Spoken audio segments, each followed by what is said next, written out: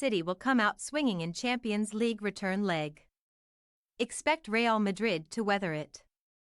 Manchester City avoided a repeat of their Real Madrid nightmare, but they can't dream about winning the Champions League just yet. The fear and respect displayed by both sides in Tuesday's 1-1 draw at the Santiago Bernabéu served a purpose, but the side which cuts loose and goes for broke at next week's return leg at the Etihad will make it to the final in Istanbul on June 10. When a team emerges unbeaten from the away fixture of a two-legged tie, they have the right to consider themselves as favorites for the home game. City will expect to get the result they need to reach their second final of the competition when Real visit Manchester next week. But for that to happen, Pep Guardiola's side must look to dominate, intimidate and overcome a side that is arguably the most accomplished in world football when it comes to holding its nerve and getting a result. They, Real, are so demanding, with the experience and quality, Guardiola said after Tuesday's result. When you play this kind of game, it is like a playoff, so hopefully we can learn. Defend better and attack better. Real came back from the dead in last season's semi-final second leg match with a pair of 90th-minute goals, which wiped out City's two-goal advantage, with Karim Benzema winning the game in extra time. And in this season's round of 16, Carlo Ancelotti's players were down 2 goals after just 14 minutes of the first leg at Liverpool, only to win 5-2 on the night. Nobody comes back from that kind of position at Anfield. Barcelona's 4-0 collapse in the second leg of the 2019 semi-final is the ultimate example of that, but Real did. So while Kevin De Bruyne's 67th-minute equalizer following Vinicius Jr.'s unstoppable opener in the first half tilted the tie in City's favor, the margins are still so tight.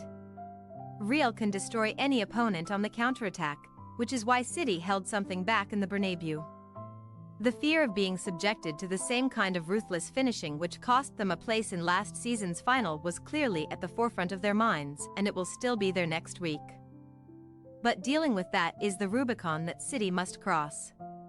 They will have to take the risks that will create chances for Real in a high-stakes game of football roulette and, in turn, Real will attempt to capitalize on the pressure that City are under to finally win the Champions League. Real will strut into the Etihad as 14-time tournament winners, and they will take every opportunity to make City suffer an inferiority complex. But every major team has to overcome that challenge, one that City now have to meet. They have dominated English football for the best part of a decade and established themselves as a major force in Europe. What they don't have is a defining European victory, so beating Real next week gives them that opportunity, and it is a psychological battle as much as a football one. So how do they do it? What will make the difference and enable them to beat the ultimate Champions League competitors? 2 players will be key: De Bruyne and Erling Haaland. When De Bruyne delivers, as he did in the Bernabéu, City rarely lose. Rewind to the Champions League final defeat against Chelsea in 2021 and City's hopes nosedived when the Belgian midfielder sustained a broken cheekbone in a clash with then Blues defender Antonio Rudiger on 60 minutes. Guardiola has managed De Bruyne strategically in recent months. Exhausted both physically and emotionally by Belgium's poor display at the World Cup, Guardiola rested and even dropped De Bruyne in the weeks and months after his return from Qatar. But the plan was to give the midfielder a break and ensure he was fit and firing at this crucial stage of the season. With 2 goals in the 4-1 Premier League win against Arsenal last month and the goal against Real, De Bruyne is doing exactly what Guardiola planned, peaking at the perfect moment. Haaland, on the other hand, has rarely strayed from peak form this season, with 51 goals in all competitions. He has been the signing of the season and could prove to be one of the most important signings any club has ever made if he scores the goals to help City pull off a treble this season. But in Madrid, Haaland was quiet. He registered just 21 touches of the ball and was marked out of the game by Rudiger's physical strength and awareness, with defensive partner David Alaba also having a big impact on nullifying the City forward.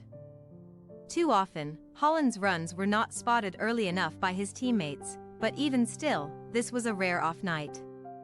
But if Haaland is anywhere close to his best next week, Real will have a mountain to climb to stop him scoring. City like to start like a whirlwind at the Etihad, and Real will have to weather the early storm, which will have Haaland at the heart of it. But Real are real, and they have achieved incomprehensible results in this season and others. City haven't lost a home leg in a Champions League knockout tie since 2018, and they have never been beaten by Real at the Etihad, so the form guide favors Guardiola's team. That will only motivate Real. However, they are a team which relishes overcoming the odds. We'll enter the second leg with the same confidence and optimism that we can win over there, Real midfielder Luka Modric said. Neither team comes away from this with a big advantage. The tie is open, about 50-50, and we were pretty sure that nothing would be settled tonight. City are now slight favorites, though, and that brings its own pressures.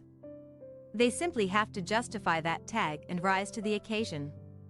They have done that so many times, but Real Madrid are no ordinary opponent. So the nightmare could still return to haunt City next week.